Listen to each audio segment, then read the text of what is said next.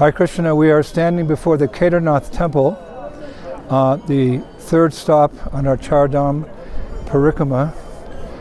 This is a very, very famous temple. It's actually the highest elevation of the four dhams that we're visiting. It's about 3,800 meters, and despite that altitude, which can cause some altitude sickness, hundreds of thousands of people come here every year, and rightfully so, because it's here that one can get the blessings of Lord Shiva. Lord Shiva is dear to all classes of transcendentalists, including Gaudiya Vaisnavas, particularly in his form as Gopishwara Mahadev. He guards Vrindavan Dham, our most beloved Vrindavan Dham in four corners, in Shiva lingams, and he's one of the 5 personalities who grant entrance into and eternal residence into Vrindavan. So, Kedarnath, an arduous journey here for those who walk or even take a car, because the roads here are very narrow and very, very, very windy. This temple was actually established by the Pandavas 5,000 years ago. We hear that just after the Battle of Kurukshetra, Maharaj Yudhishthira and his brothers wanted to approach Lord Shiva to become freed from the sin of killing so many soldiers. We can't even imagine how many soldiers were killed. So they're Vaishnavas, they had to do their duty, their dharma, as Kshatriyas, to protect the innocent. Nonetheless, many men were killed, and there was a great reaction for that. So they desired to approach Lord Shiva, and when they approached Lord Shiva, he was fearful of taking on the reaction of so many sins like that. So he assumed the form of a bull, and he ran away. And the 5 Pandavas, they ran after him, all the way here to the Himalayas. And at this point, Bhima caught up with Lord Shiva, who was in the form of a bull, and he grabbed him at this very spot behind me here. He grabbed him. And of course, again, he was in the form of a bull, Lord Shiva, so he went into the earth, and only his hump was showing. Actually, his head showed at Muktinath. Muktinath is another holy place, actually, to Nepal. So that hump is taken as the Shiva lingam. Generally, Shiva lingams, everyone's seen a Shiva lingam. It's a narrow cinder like this, but this is in the form of a hump. And Lord Shiva personally manifested that hump. So people who come here, they come to pray to Lord Shiva for his mercy.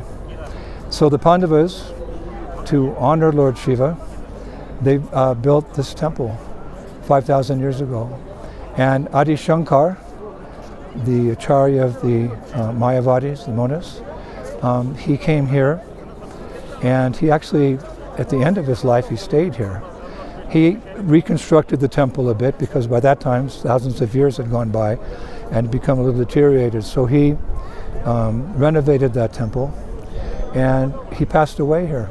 Adi Shankar passed away here. And his samadhi was just over on your left and my right, the beautiful samadhi of Adi Shankar. But unfortunately, in the year 2013, there was a tumultuous storm. Actually, the storm went on for many weeks, actually for months. And unfortunately, there was a flood of water that came down from the mountains. Nothing could stop it. And it came down over the temple and through the town, and unfortunately, thousands and thousands and thousands of people were killed. And more or less, almost every building in Kedarnath was destroyed. This is in 2013. And the samadhi of Adi Shankar was also destroyed. And right now, no one knows where his sacred form is. Since then, they've reconstructed the town as best they can, but one might wonder why the temple is still standing. A flood which destroyed, buildings as strong as that, how is it that the temple wasn't destroyed? What happened is, during the flood, in the beginning of the flood, a gigantic boulder just came rolling down the mountain, and it stopped at the back of the temple. So all the water that was coming down, it was diverted to the sides like this, diverted to the sides. And sacred lingam of Lord Shiva was protected. So why have we come here? We're Gaudiya Vaisnavas. We're not Shiva Bhaktas, but we know that the Bhagavad Purana, the Srimad Bhagavatam, describes that Lord Shiva is the greatest of Vaisnavas. Why is he the greatest of Vaisnavas? Because, well, he's in charge of the mode of ignorance. We know there's 3 modes of nature, and there's a corresponding personality in charge of that. Vishnu is in charge of the mode of goodness, Brahma is in charge of the mode of passion, and Lord Shiva is in charge of the mode of ignorance. But dressing like that and being in the form he is, looking like the mode of ignorance, but not in the mode of ignorance. He's Shiva Tattva. So many fallen people are attracted to him. Like ghosts and witches and hobgoblins and rakshasas, they're attracted to him. But by his association, they also become Vaishnavas. This is Vaishnava. Bhaktivinoda Thakur said one time that the duty of a first-class man is to make a fifth-class man also a first-class man. It's the duty of the Brahmins, actually. Brahmins are meant to elevate people up to the mode of goodness, which is a stepping stone toward transcendence. So these are some of the glories. We could stand here for 1,000 years and tell pastimes of Lord Shiva. There's a Shiva Purana, for that matter. But for us, we adore him, we love him, we pray to him, because he gives shelter to the fallen, and he uplifts them to the highest standard of devotion to Krishna. And again, he's protecting the holy Dham of Vrindavan, and only by his mercy, as one of the 5 personalities who grant residence there, can one enter into Vrindavan and stay there and achieve the most cherished goal of all Gaudiya Vaishnavas, which is Prema Bhakti, or love for the divine couple, Radha and Krishna. So we're making a very quick trip here because this is very high in the mountains. Actually, this site will be closed in a couple weeks because the heavy winter is going to come, and with it the snow, and they're not able to continue the worship here. The deities will be moved down a little bit lower into the valley. But even now the clouds are coming, the fog is here. So again, we came by helicopter. I explained there's some disabilities of the devotees, a lack of time, generous sponsor. We came here, but the helicopter pilot, he landed not far from there. He said, "You got 45 minutes to take that darshan you must have been waiting to take for your whole life. You better run up that mountain."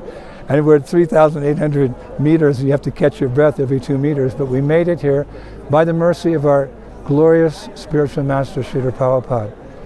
Out of his fathomless mercy, he introduced us to all these transcendental personalities and spoke about these holy places. Actually, here they say that Sri Chaitanya Mahaprabhu came. That's what the locals say.